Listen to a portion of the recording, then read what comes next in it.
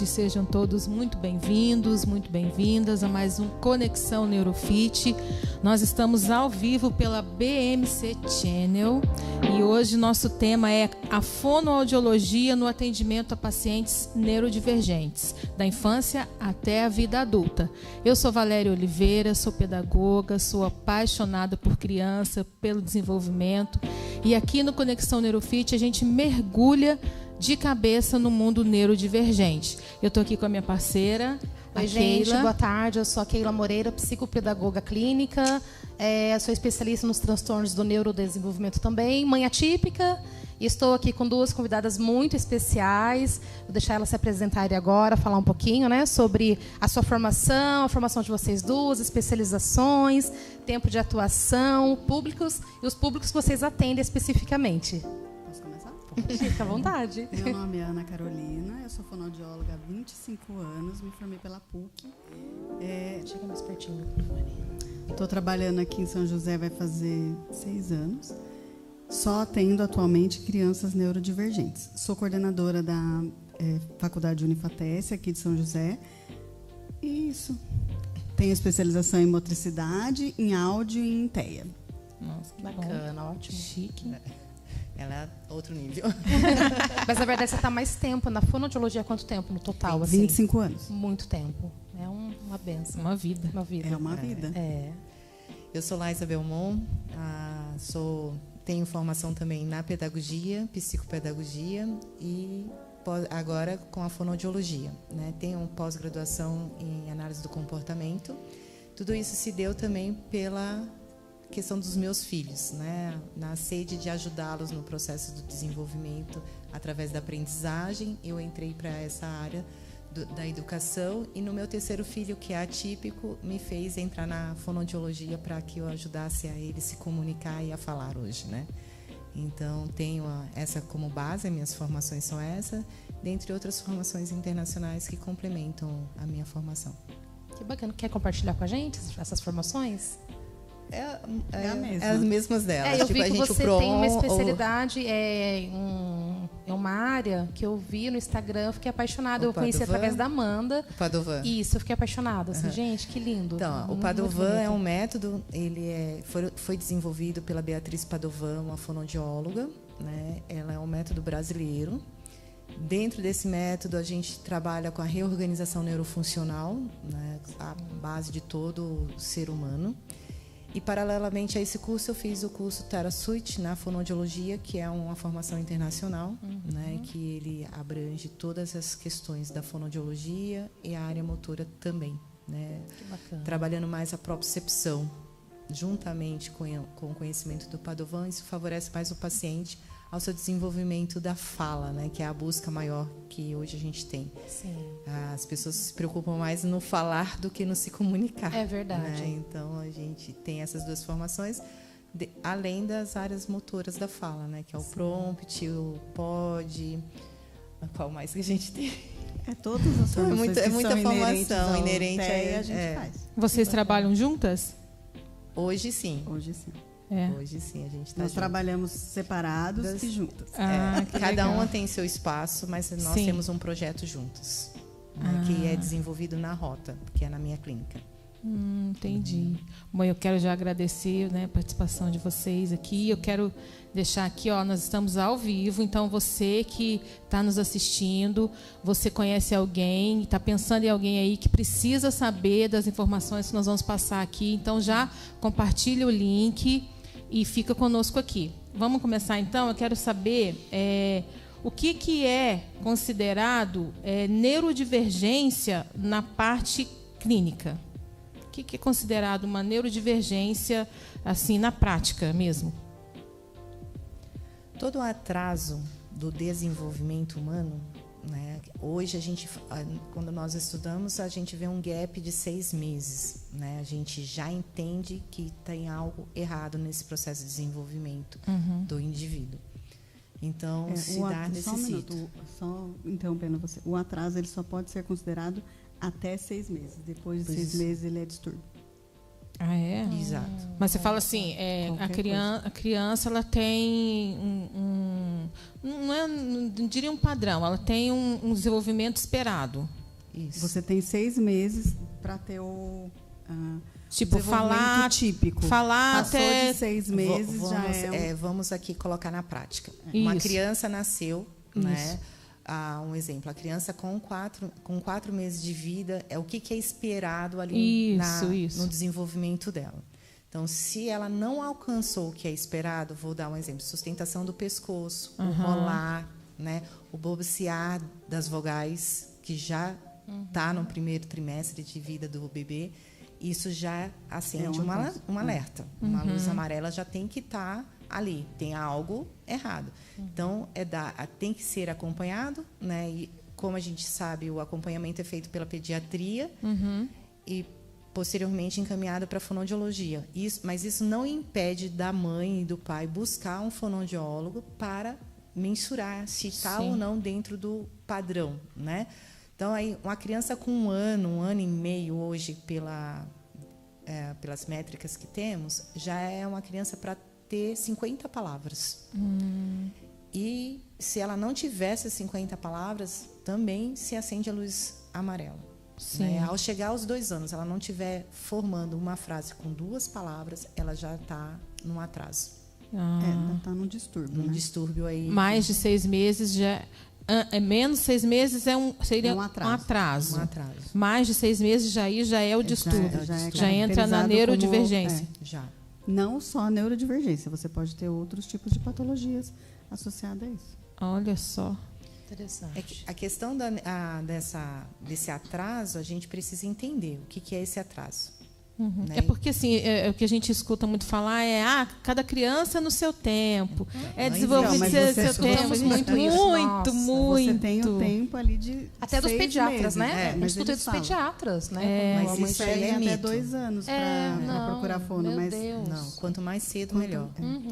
Porque se a gente entende hoje, né, a ciência da fonoaudiologia já nos traz conhecimentos que é possível detectar a possibilidade de transtornos como a TDL. Né, com crianças com 2 anos de idade. Entra já na suspeita do TDL. Uma ação imediata diminui os prejuízos que essa criança pode vir a ter. A intervenção precoce, que a gente sempre fala, né? Que é muito importante. Já existem pesquisas indicando indícios de TEA na amamentação. Exato. Nossa. A pega, né? Ou não a troca do contato visual, a atenção compartilhada, a gente... Diante do bebê quando nasce, as funções executivas ali já estão presentes, né? Então elas vão se amadurecendo. Então, ela não estando presente já também é um sinal. Tem que acender uma eu já vi, eu vi esses dias um relato de uma mãe que quando ela chegava em casa, porque assim a mãe chega, né? O filho para. E ela falou que ela chegava em casa e a filha dela tipo como assim normal, não tinha. Vida que segue.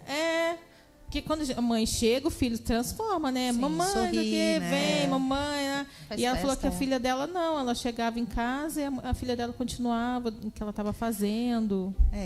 Esse tipo de comportamento acende uma luz amarela, tem que se buscar entender como essa criança está, né? E ver todos os protocolos necessários para uma avaliação. Então, hoje, no Brasil, se tem a cultura do pediatra, né? Do médico pediatra.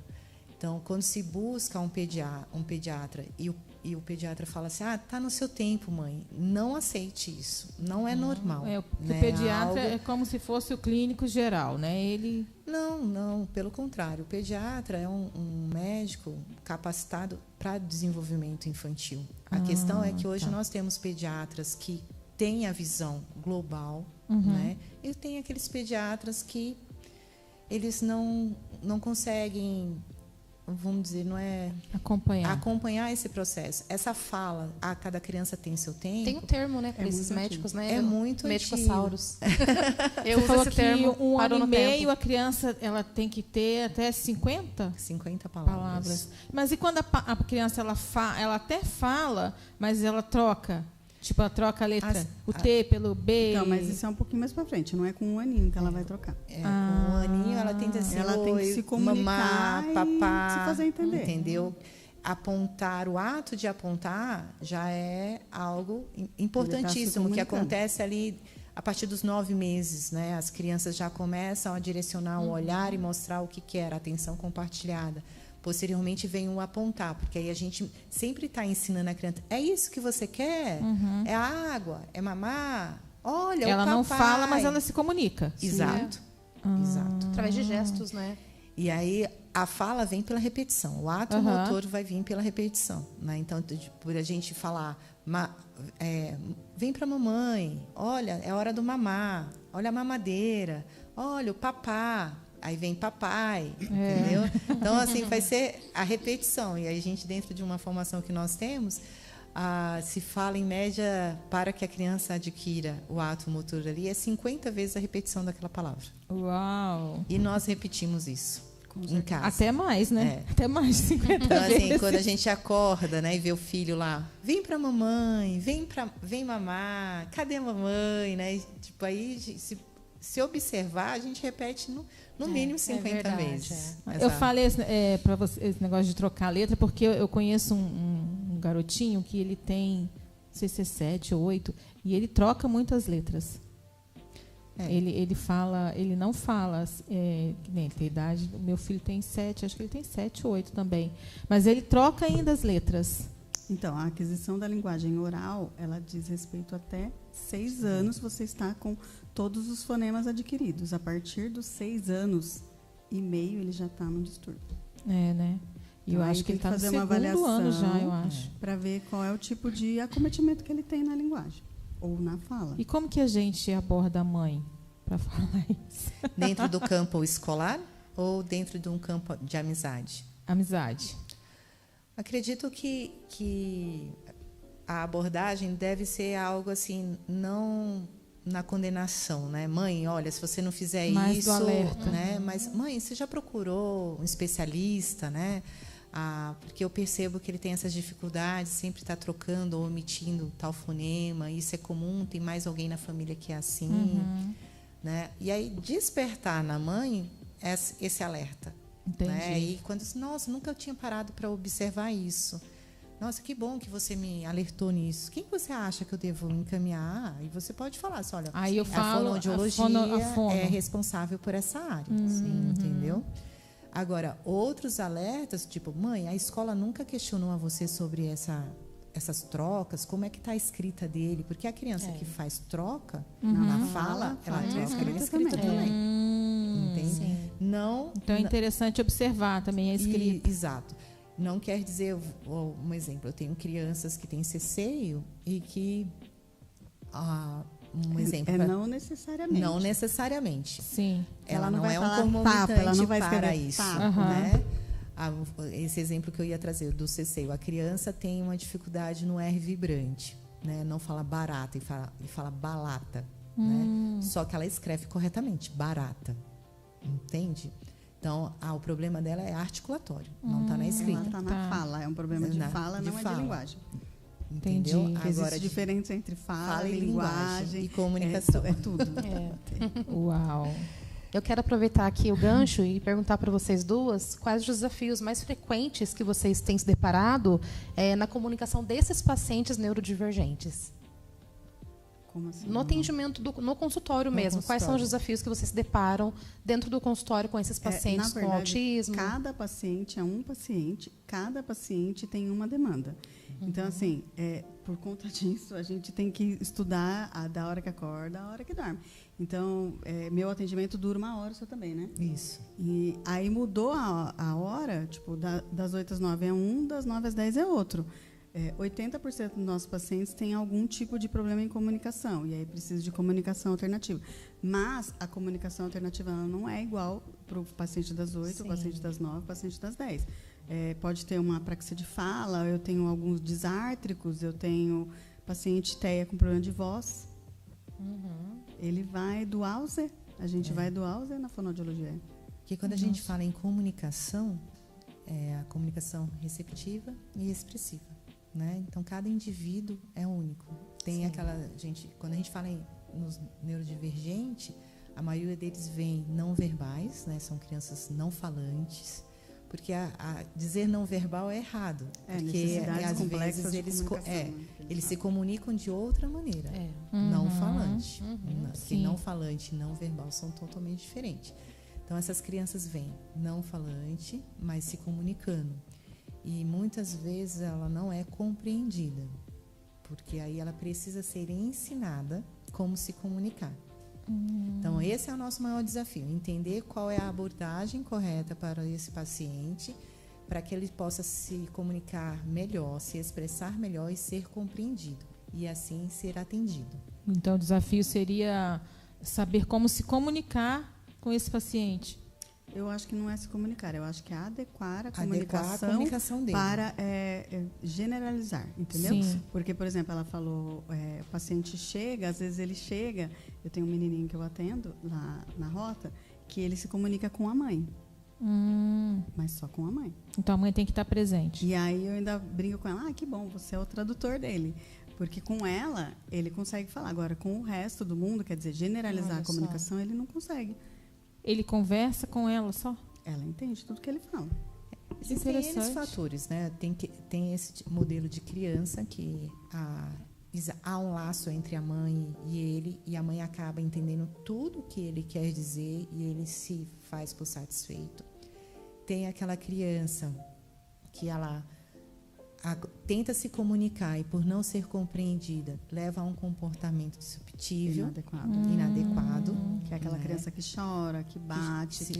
Então às vezes é porque a criança está chorando, é porque ela não está conseguindo se comunicar. Exato.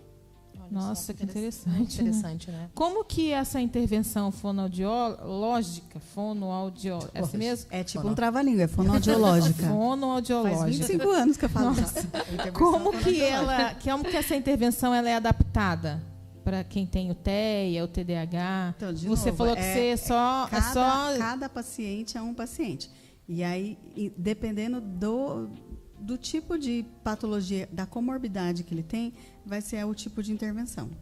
Tudo começa pela anamnese, né? Quando a criança vem, a família vem principalmente, a primeira família vem, traz a queixa. Dentro da queixa, a gente cria nossas suposições, aí escolhe os protocolos que vai ser aplicado. A criança, posteriormente, vem e a gente começa ali a criar um vínculo com essa criança e aplicar os protocolos. Às vezes acontece que o que eu idealizei em cima da queixa da família não está batendo. Aí eu mudo toda a minha avaliação. Entende? Tipo, você começa a avaliação e não bate com o que foi informado. Que foi informado da queixa. Ou traz outras coisas que não foram ditas, ou a criança está além do que foi dito. Passado, pela família, é verdade. Então, às vezes, a família enxerga de uma maneira, né?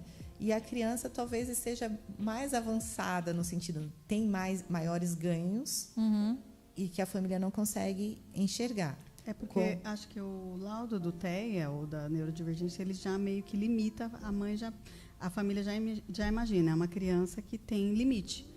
E uma coisa que eu sempre falo, desde da anamnese, a Laísa também fala, a gente tem que presumir inteligência.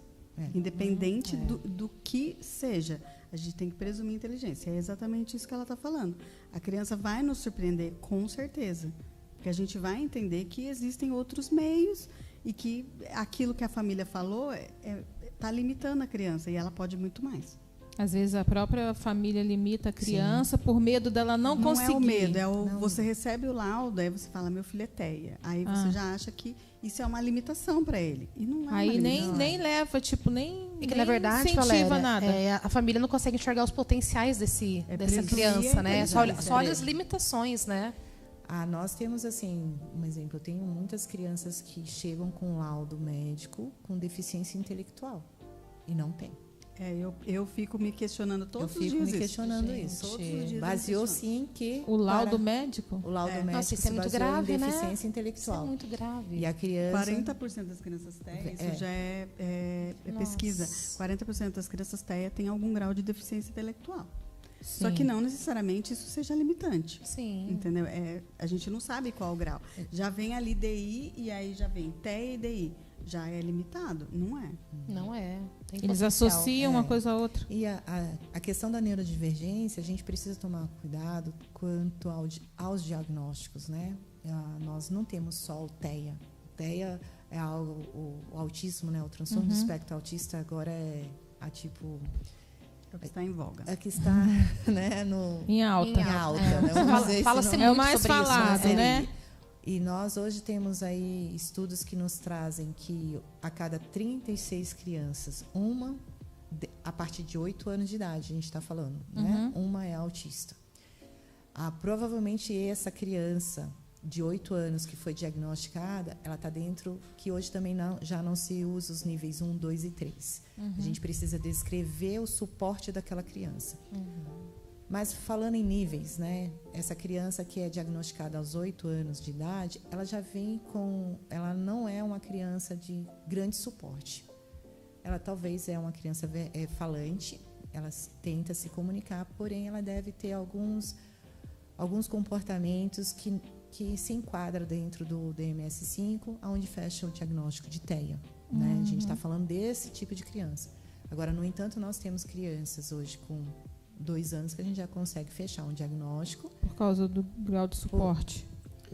Não, por causa das questões... Você tem que olhar as questões A e as questões B. Já Se fecham. ela se encaixar em todos os quesitos do A e em 2 do B, você já pode fechar o lado do TEA. A partir de 1 ano e meio, você já pode fechar. A gente já consegue certo é fechar a partir de 24 meses. Isso é uma recomendação do DSM-5. A partir de 24 meses. Sim. Tanto é que os neus, os pediatras, as pessoas que dão o laudo, elas põem... Não dizem que a pessoa é TEA, elas levantam essa hipótese. E aí você só fecha o laudo a partir de 24 meses. E geralmente, corrija se eu estiver errada, geralmente quando é nessa faixa etária de 2 anos, é nível 2 de suporte já, né? Não Não é nível 1. Não necessariamente, porque o nível 1, ele não tem os atrasos dentro do marco do desenvolvimento. Tem os atrasos? Tem. Olha só. É porque a falta da informação correta nos geram essas dúvidas, né? Esses questionamentos. Mas as crianças com neurodivergente, elas apresentam sinais desde que nasce, gente. Desde que nasce. Sim. É que nós não estamos atentos a esse desenvolvimento, a esses marcos. Né? A gente precisa conhecer mais os marcos do desenvolvimento. O que é esperado ao bebê nasce, a cada trimestre, é uma poda ali que está acontecendo, ao que se aprendeu, aí ele dá mais um pulo, vai crescendo, né? E nesses marcos precisa ser pontuado. Nós aqui no Brasil temos um protocolo que chama IDADE. Esse IDADE foi desenvolvido por a junção de algumas universidades, a de Minas e a do Rio Grande do Sul, né? Baseado nos nossos parâmetros brasileiros. Foram mais de 3.000 crianças a nível de Brasil todo. E a gente já consegue avaliar a partir de 4 meses. Ele já dá para nós. Ele levanta a hipótese. Ele levanta a hipótese. Ele não fecha diagnóstico, mas ele levanta a hipótese, né? Então, vamos lá. A criança com 6 meses vai no pediatra. Aí a mãe fala alguma coisa, o pediatra, opa, deixa eu aplicar aqui. Entendeu? Ou então encaminha para algum profissional que também pode aplicar. E o pediatra, ele conhece esses marcos do desenvolvimento? Sim. Obrigatoriamente. É isso que eu ia falar, obrigação dele, né? Ele e o neuropediatra tem obrigação. Ele tem obrigação. Uau. Como também vale salientar aqui, é uma informação... A saúde da família também tem. Que também, fechamento de laudo. Né? O ato médico, né, só se dá com a medicina. E diante dos atrasos de desenvolvimento infantil, o pediatra é o primeiro médico. E ele tem autoridade, sim, de fechar o diagnóstico de TEA. Não precisa de neurologista e psiquiatra infantil. Um pediatra estudado com conhecimento, ele pode sim laudar. Isso daí não é vedado à neurologia e nem à psiquiatria. Eu recebi essa semana um laudo de um otorrino. Otorrino também, porque tem a otorrino, a foniatria. Mas ele não era foniatra, não, era otorrino mesmo. Com certeza com um conhecimento bem vasto, porque para a gente ir para a fonoiatria, precisa ter a formação, a residência em otorrino. Né? Interessante. Eu acho que eu vou querer começar a estudar mais. É incrível, nossa. A Keila que já pode contar. Se ela eu me formo ano que vem já, né? Mas assim, eu tenho muito que comer muito arroz e feijão ainda. Nossa, tô no comecinho. Eu acho que eu tô no primeiro degrauzinho ainda. Sou eu tenho muito que aprender. Eu todo dia eu acho que eu preciso estudar mais sobre isso. Mas para mim muita coisa ainda é novidade, né? Na área da fonoaudiologia. Eu procuro me informar, sim, né? Mas para mim é tudo muito novidade. Várias questões aqui. Aprendi com vocês aqui agora, não sabia, né? Isso que eu já estou na psicopedagogia já há 7 anos, pedagoga há mais de 20 anos, mas para vocês verem como que a gente está sempre aprendendo, né? Isso é bom. Quero perguntar para vocês duas, quais áreas da fonoaudiologia se destacam nesse contexto, né? Linguagem, motricidade orofacial, processamento auditivo, etc. Dentro dos atendimentos que vocês realizam, quais áreas que vocês trabalham mais? Ou é tudo um conjunto, junto, então, misturado? Cada paciente é um paciente. Agora eu vou te falar uma coisa, acho que eu já até falei para você. O paciente neurodivergente, quando ele chega na fase de aquisição de linguagem escrita, 11, 12 anos, ele começa a ter dificuldade. Obrigatoriamente, ele tem uma alteração no processamento. Tá? Então, tanto o TDL quanto o paciente TEA, obrigatoriamente tem. Porque ele tem uma... como é que chama? Me ajuda aí, Laísa. O sistema nervoso dele, ele leva a informação de forma diferente para o ouvido. Então, obrigatoriamente, vai ter uma alteração em processamento. Mas, não necessariamente, você precisa de uma intervenção. Porque aquela criança ela pode ter se resolvido de outra forma. Criam-se novas rotas, né? Criam-se novas rotas, pode estar alterado o exame e, mesmo assim, ele não precisa de intervenção. Algumas crianças que têm alteração de processamento, eu indico somente psicopedagoga. A fono, eventualmente. Porque, obrigatoriamente, ele vai ter o TDL e o TEA. Agora, não, o TDL é o quê? A transtorno de linguagem. Tá. Transtorno de desenvolvimento de linguagem. É o antigo DEL. Não sei se vocês ouviram falar, já que chamava distúrbio específico de linguagem. Isso tem uns 10 anos já que já mudou. Não existe TEA com TDL. Ou a criança é TEA ou ela é TDL. Os dois são neurodivergentes. Só que são instituições diferenciadas. E os dois podem ter comorbidades muito parecidas. Como TDAH e a dislexia. Então, para fazer uma avaliação, tem que ser mais minucioso. Então, tem que ser muito específico e conhecer muito das duas patologias. E demora mais ou menos quanto tempo uma avaliação dessa? Quando você conhece, eu olho para a criança, na segunda sessão eu já falo, é TDL ou é TEA. Sério? Mesmo sem conhecer a criança? Sim. No segundo encontro. É 25 anos, né, Valéria? Sim, 25 anos. É muito tempo escutando o discurso o dia inteiro, entendeu? Então, assim, a gente já consegue, no segundo encontro, terceiro no máximo, já falar. Clínico. Eu, às vezes, na anamnese, eu consigo já levar para o TDL. Que quando a mãe chega e aí começa a falar, esse menininho que veio do otorrino, eu já falei para a mãe, você leia sobre síndrome do respirador bucal. Seu filho não é TEA, ao que você está me contando. Vou te dizer mais para frente, mas o otorrino levantou a hipótese para adiantar o tratamento, porque o TEA ele tem preferência em tudo. Então, como é uma criança que precisava de atendimento, ele já lançou o TEA para ele conseguir o atendimento antes das outras crianças. A gente já falou aqui dos marcos de desenvolvimento, mas qual que é assim um sinal de alerta que os pais, educadores, porque na escola, quando a criança vai para a escola, que também, né, as professoras, elas têm esse... Tem que ter, né, esse olhar, esse conhecimento. Eu acredito que, como pedagoga, a nossa escola da educação pedagógica, ela falha nisso, né? Porque eu entendo e eu vejo a educação como área da saúde, saúde mental, né? Esse é um posicionamento meu. Sim. Mas aqui no Brasil... isso não acontece. Ai. No entanto, para um profissional ter autoridade dentro daquilo que ele se predispõe a estudar e a executar, ele tem que ter conhecimento. Né? Então, os marcos do desenvolvimento, ele não é restrito da área da saúde. Sim. Ele também anda A escola tem que saber. A escola tem que saber. Então, quando você fala assim, quais são os marcos que a gente precisa, alertas que a gente precisa ter com crianças, né? Que a gente, no caso, estamos falando aqui de crianças.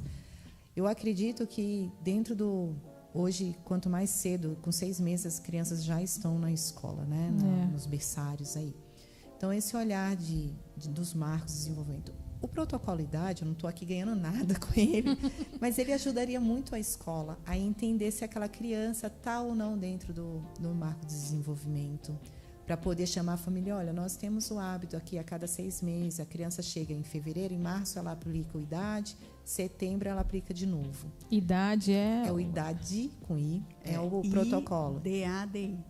IDADI. É a idade. Que esse é um protocolo mas eu acho que não precisa tanto um protocolo. Você já está ali no berçário, chamou a criança, ela não olhou para você, não deu aquela risadinha, já tem que acender alguma luz. Sim. Ou ela tem alguma alteração na audição, ou ela tem algum outro tipo de alteração. Outra coisa porque que ela também pode não escutar. E que nós não recebemos isso como políticas públicas da saúde, é o acompanhamento da audiometria da criança. Hoje a gente tem o teste da orelhinha, que é feita só quando o bebê nasce. Meu filho fez isso. Né? É passa ou falha, não é feito. É passa ou falha. Não, feito você não realizado, que eu quis dizer. Você não quantifica a audição, você só diz se escuta ou não. Ela vem, bate no negocinho lá. Não. Seu filho tem quantos anos? Isso aí é triagem. Não, quando ele nasceu, então, quando ela chega. É uma sonda que você põe no ouvido. Que a gente coloca no ouvido. E aí não dá nada. Então, hoje já é obrigatório. Meu tem 7. Não, ele passou. Porque já faz 15 ou mais anos que já é obrigatório. Já 16 anos que isso já é obrigatório. Então, o passe e falha, ele é um projeto do governo que hoje é obrigatório, toda a maternidade. Junto com o teste do pezinho, o teste do pezinho, o teste da orelhinha e o teste do olhinho. São 3 testes que é obrigatoriamente. Tem negócio de língua também, não tem? O da linguinha é um protocolo novo também. Novo, coisa assim de 5 anos. Mas ele já tem sido feito em em hospitais particulares. O público eu não tenho certeza. Então, quando a gente fala sobre o teste da orelhinha e o acompanhamento, um exemplo, a criança com 6 meses vai para a escola, nesse processo, e a gente observa que essa criança não atende ao chamado, não faz não olha, como também se cair alguma coisa, ela não reage. Isso já é um alerta. Tem que buscar a fone e solicitar o exame, entendeu? Para saber como é que está a audição dessa criança. Que o processo de aprendizagem dela começa pela audição. É porque geralmente quando é pequenininho assusta, né? Lembro que a minha avó falava, deixa cair as coisas que vai assustar a menina. Então, se não assustar, não assustou. Se não assustar, o reflexo, a ausência do reflexo coxa-palpebral, chama-se, ele já é um sinal de alerta para perda de audição. Olha só. O que mais temos aí? Tem alguma idade assim que seja ideal para começar esse acompanhamento? Ou quanto antes, melhor? O quanto antes, melhor. Desde que nasce. Mas assim, a criança nasce, já seria bom ela passar num fono? Nós não temos essa cultura, né? Aqui. Na verdade, já passa, né? Já passa. Porque assim, o teste da orelhinha e o teste passa. da linguinha. O teste da linguinha, quando nasce, é porque tem alguma dificuldade em amamentação. Mas a língua presa, que não é uma língua presa, é uma língua solta, ela pode dar alteração na fala mais lá para frente. Tipo o ceceio, uma criança que fala tapo. Ele tem uma alteração em Eu queria tirar essa dúvida com vocês. Eu amamentei meus 2 filhos, né? E os 2 filhos rachou o bico do seio. E o meu filho de 20 anos, não sei se tem em relação à linguagem. Ele foi diagnosticado com 20 anos, muito, muito tarde, né? Com autismo. Mas o dele é nível 1, né? É nível 1 de suporte. E o Matheus está em investigação de 11 anos, porque é difícil, né? Um irmão ter, do mesmo pai da mesma mãe, outro não ter. Não necessariamente, mas há uma porcentagem, as características, o comportamento, né, na faixa etária está ficando muito parecido, tá? Nossa, tá incrível. E essa questão da pega, quando o bebezinho começa a mamar, né? E a mãe tem dificuldade. A pega errada não quer dizer ser neurodivergente. A gente pode ter alguns fatores. Uma deformidade não, mas uma alteração na mama da mãe, né? O bico invertido, a pegada da criança por falta de auxílio ali de ensinar a mãe quando o bebê nasceu a deixou-se passar, então a criança pega de qualquer jeito. Como também uma questão da língua do bebê pode também causar, né, dores na mãe no amamentar, mas isso são sinais visíveis nos primeiros dias de nascimento do bebê, entendeu? Então, vou dar um exemplo. A minha neta, quando começou a sugar, ela estalava. Não pode. Isso não pode. Quando ela estava mamando, fazia? Às 24 horas de nascida. Tem algo errado aí, entende? Já é um sinal, Já né? é um Logo sinal. depois do dia de vida. Agora, ela está fazendo esforço para amamentar, tadinha. Para amamentar. E aí isso machuca a mãe, que dói. Agora, voltando um pouco à pergunta anterior, a partir de que momento deve, né? Que aí, desde que nasce, a criança já passa, né? Ela é recebida por um pediatra. Porque geralmente a gente nasceu, vão levar no pediatra, mas a gente não pensa, vou levar num fono, vou levar no é isso que eu vou torrino. falar. Ela passa pelo pediatra, ela passa pelo fonoaudiólogo, que é avaliado a linguinha e a audição dela. Posteriormente, ela deve... Aí, nisso aqui que eu tenho que alertar. O exame da orelhinha, ela tem que ser realizada nos 20 primeiros dias do bebê. Entendeu? Para assegurar que aquela criança não tenha nenhum problema na audição. E se tiver, o problema de audição ele é um pouco mais grave do que o TEA até. Porque aí você está deixando uma criança perdendo tudo. Porque um exemplo, a criança não passou no teste da orelhinha, né? Ela deverá repetir esse exame com 60 dias a 90 dias. Então, a gente está falando aqui de a nível... 2 meses, 2 meses, 3 meses a nível público. Né? Porque quando a criança tem condições de ter um plano de saúde ou particular, os pais devem estar sempre acompanhando isso mais de perto, mensalmente, para ir descartando as possibilidades. Não passou depois desse tempo, essa criança já deverá ser encaminhada para um otorrino, onde vai passar todos os processos para intervenção. Se necessário, vai ser fazer implante ou não, que tipo de tratamento essa criança vai ter, por quê? Nesse período, a criança já está absorvendo tudo ao seu redor. E o fato dela não ouvir, né? Ela está perdendo. Ela está perdendo, ela está deixando de se desenvolver cognitivamente. Entendeu? Então, isso dá um atraso significativo na criança. Se ela não ouve, ela não fala. Sim. Olha que interessante. Bom, antes a gente continuar... Eu tenho um paciente que ele é deficiente auditivo e está laudado como TEA. Estou brigando com a mãe fazer mais de um ano sobre isso.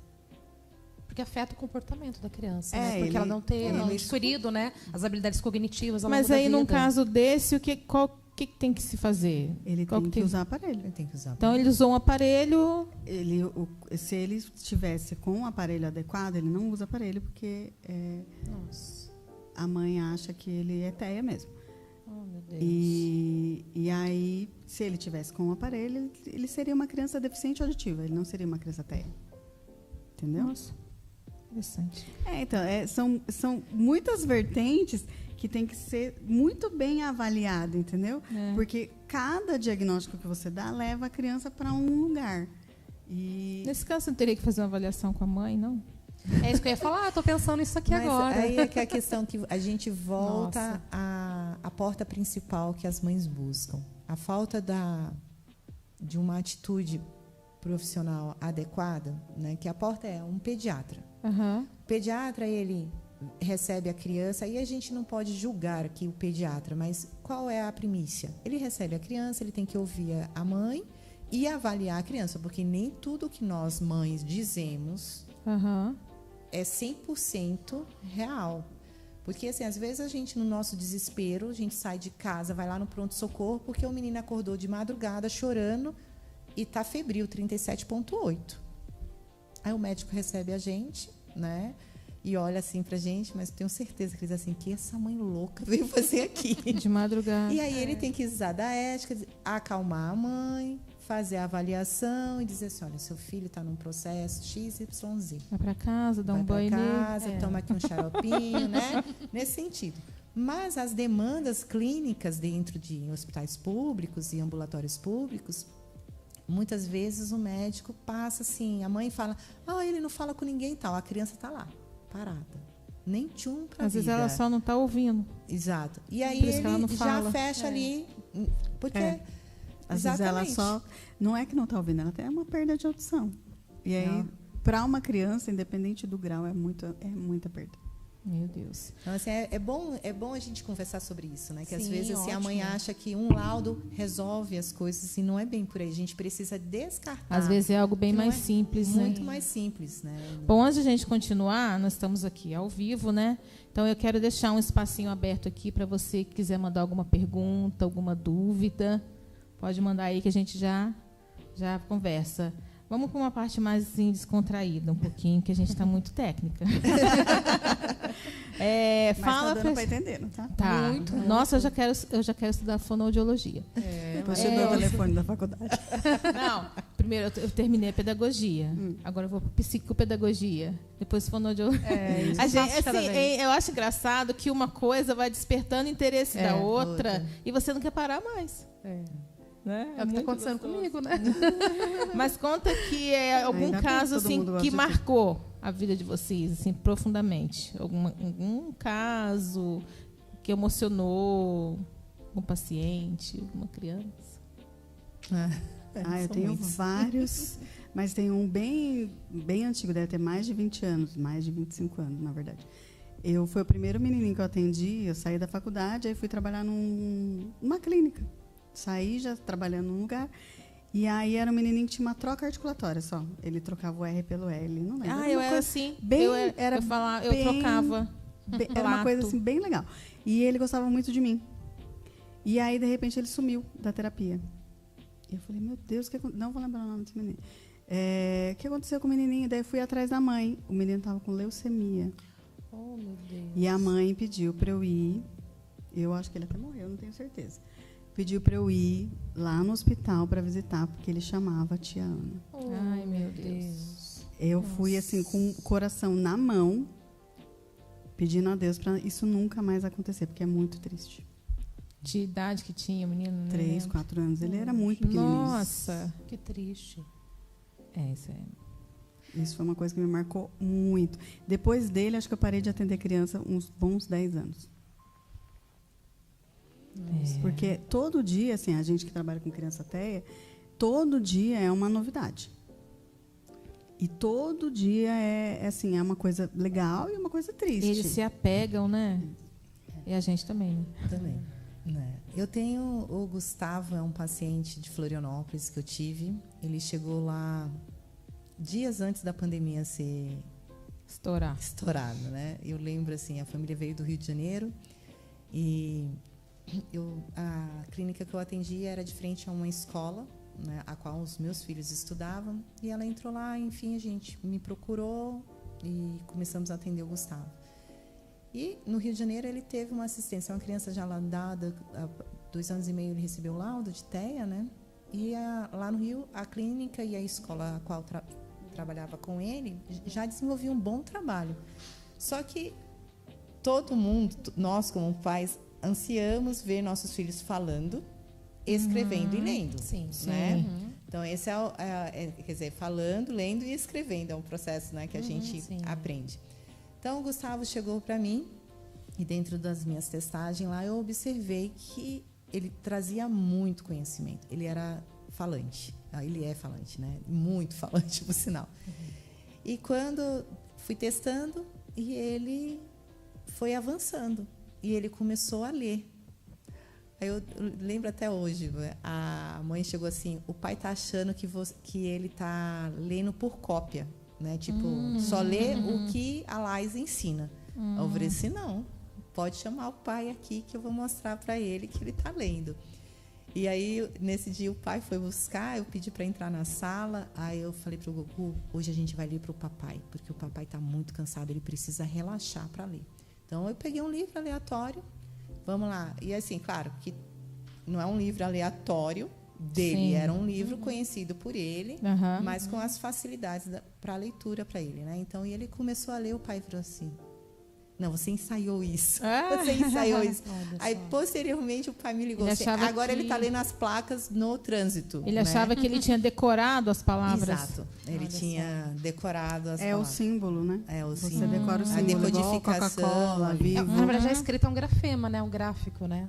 A escrita no Mas geral, é um símbolo que a né? gente também fala. é Você, símbolo, quando a né? criança Sim. vai pequenininha, tem 3 aninhos, vai passar na frente do McDonald's, fala: olha o McDonald's, mamãe, eu aprendi a ler. Eu lembro dele. É, assimila, verdade, né? Você fala: não, é só o símbolo. É a referência, né? É. A gente vê É. a imagem. E o menino leu liga. tudo. Que associa, olha só. Hoje a ele leitura é uma você só pode criança... considerar se a criança está dando significado. Enquanto ela não está dando significado, ela não leu nada. Né? Ela tem que ler e entender, né? E compreender. Sim. Né? Porque É às vezes... codificar e decodificar, né? Isso, é. Exato. O que mais encanta vocês no atendimento fonoaudiológico, especificamente com crianças neurodivergentes? É dentro do atendimento de crianças, né, que não chegam com laudo, não tem laudo, ou não acontece isso? A criança chega com laudo médico para vocês atenderem? Ou já Eu aconteceu da criança recebo chegar sem laudo? investigação e eu recebo já laudada. Eu recebo O os que, dois. o que me chama mais atenção, o que eu mais gosto é o ato da avaliação. É você levantar a hipótese, né? Você fazer a avaliação e nessa avaliação você descobrir criar o seu plano de ensino em cima da avaliação. Eu acho que essa para mim é a parte mais legal. A parte do atendimento, ela vira meio que Uma rotina. uma rotina. Da intervenção? Da intervenção. Todo que faz parte do plano de ensino. Você fez o plano de ensino e aí você só vai destrinchando isso nos seus O atendimentos. plano de intervenção você faz em cima da avaliação. Exato.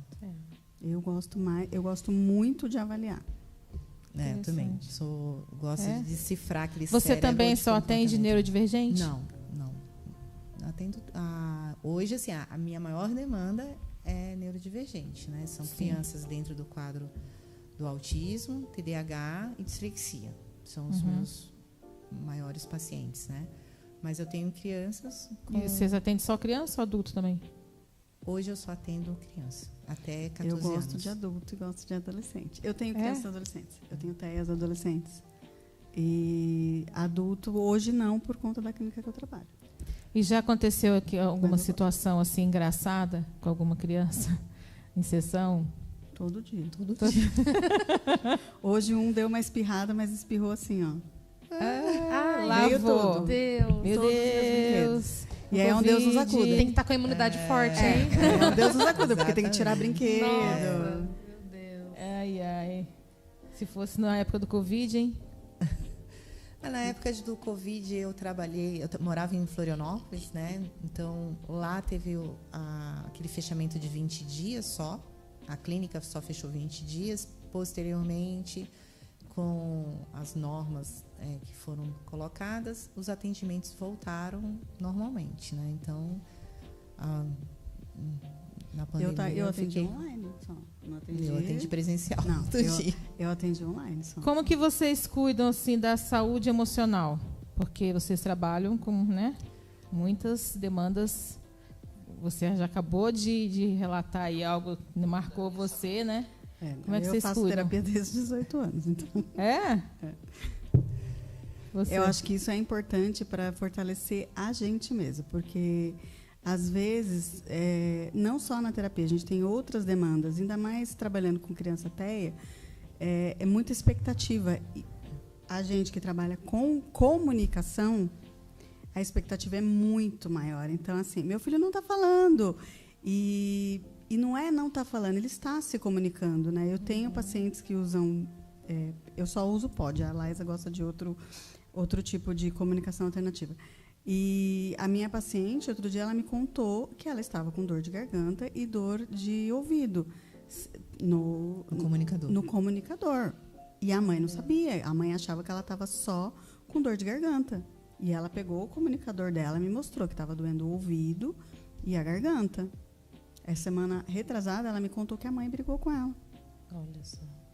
E ela tentou me contar algumas vezes e eu não estava entendendo. Aí ela procura a figura e me mostra o que está acontecendo. Eu falei, você está brigando com a sua filha? Por quê? Eu falei, ela está me contando. E acaba absorvendo, né, A gente muita absorve coisa. muito, né? Porque, na verdade, para mim, né, As crianças, para mim, é um amor. Eu me dedico ali a atendê-las, a servi-las dentro do meu melhor. Agora, a cobrança dos responsáveis por aquela criança sobre nós, ela pesa. Porque não é uma questão proposital deles, né? Mas um anseio que eles têm e que muitas vezes traz sobrecarga sobre nós, né? Mas às vezes até sem perceber. Né? E a fonoaudiologia,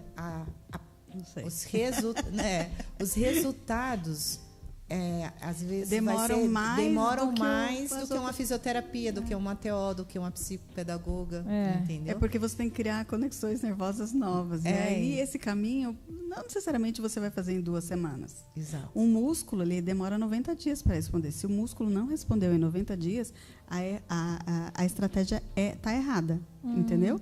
Então, agora, o cérebro, não, você tem que criar um novo caminho. É neuroplasticidade que fala, você né? acessar o cérebro, fazer que o cérebro entenda essa nova rota e que ele precisa reagir, é um processo mais longo aí. Quanto tempo de uma intervenção? Não dá para saber. Eu já dei alta para vários pacientes, mas vários. A gente precisa entender. Agora, assim, bem legal isso, porque muitas vezes os pais começam. Meu filho está trocando o P pelo B, né? Vamos pelo básico. Aí a criança corrige ali 3, 4 meses de sessão, uma vez por semana.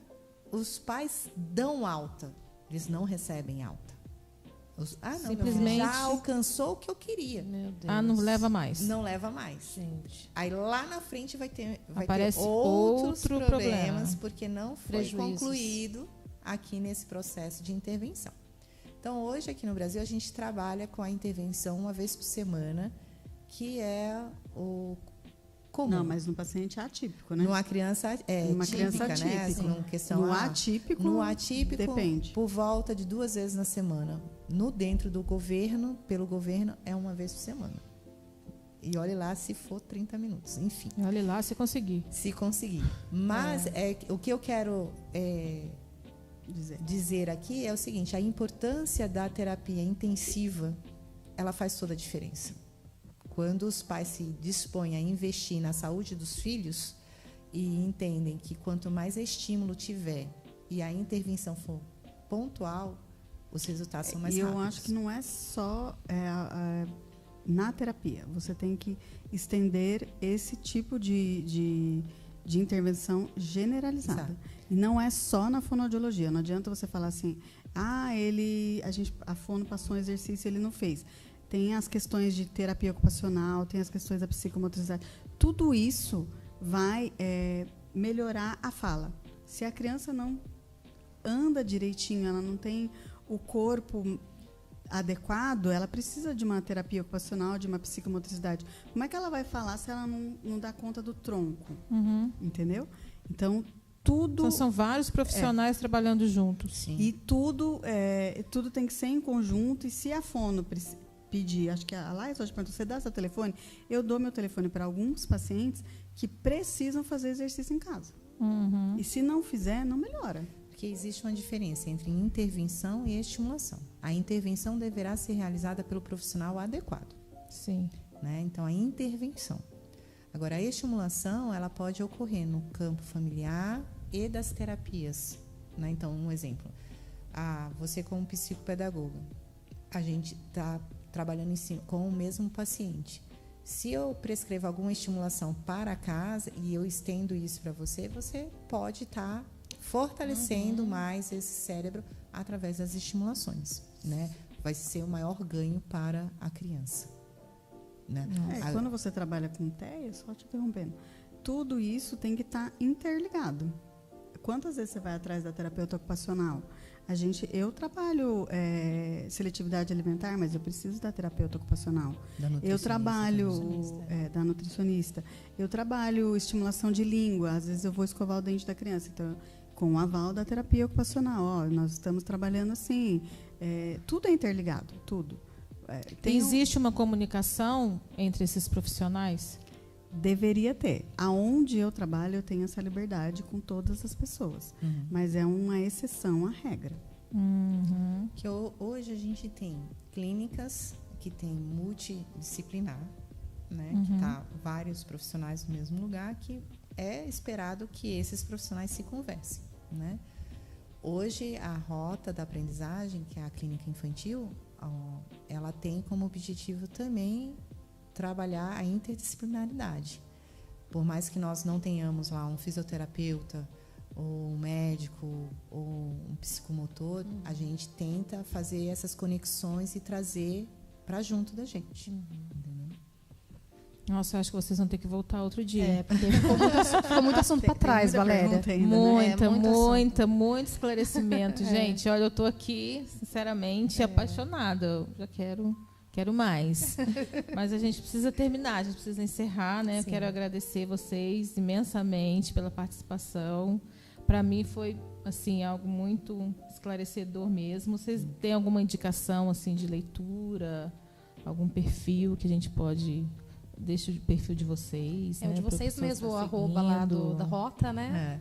Onde vocês atendem, clínica. Eu acho que a intenção aqui também era mais passar o trabalho que a Laísa está levantando. Sim.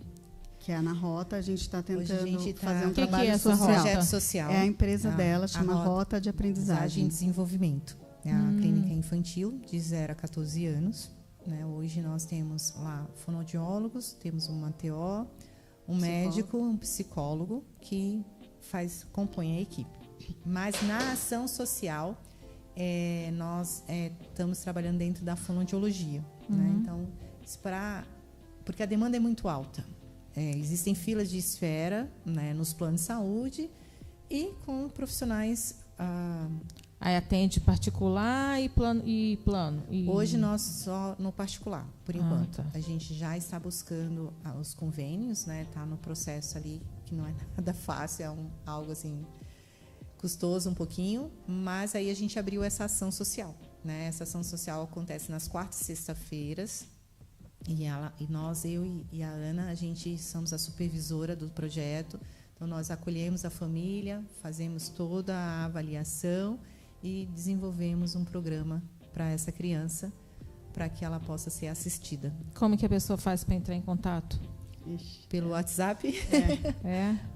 O telefone é 98-304-0007. Né? A pessoa fala assim, eu tenho interesse na vaga social. Aí nós passamos todas as informações lá, através desse WhatsApp. E aí a gente agenda e fazemos o acolhimento dela no nosso espaço. O @Rota da Aprendizagem. A rota a aprendizagem. A gente vai deixar disponível todos esses contatos para vocês depois.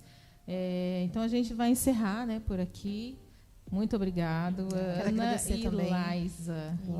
Né? Quero agradecer. Muito feliz de conhecer vocês. Eu não conhecia, estou conhecendo hoje. Eu só conheci a Ana Carolina, né, minha professora da faculdade, né? A Laísa conhecia nas redes sociais. Foi uma grande contribuição aqui nesse bate-papo, né? Foi uma aula, na verdade, né? Pouco fazer tempo. o PowerPoint da próxima vez. Vamos voltar de novo. Então, a gente quer agradecer você que ficou com a gente até aqui, até agora. E eu quero encerrar com a frase da semana, que é: neurodivergência é diversidade. E toda diversidade é um convite ao amor. É isso aí, muito obrigada. Até a próxima semana. Fiquem todos com Deus. Tchau. Tchau, Aline.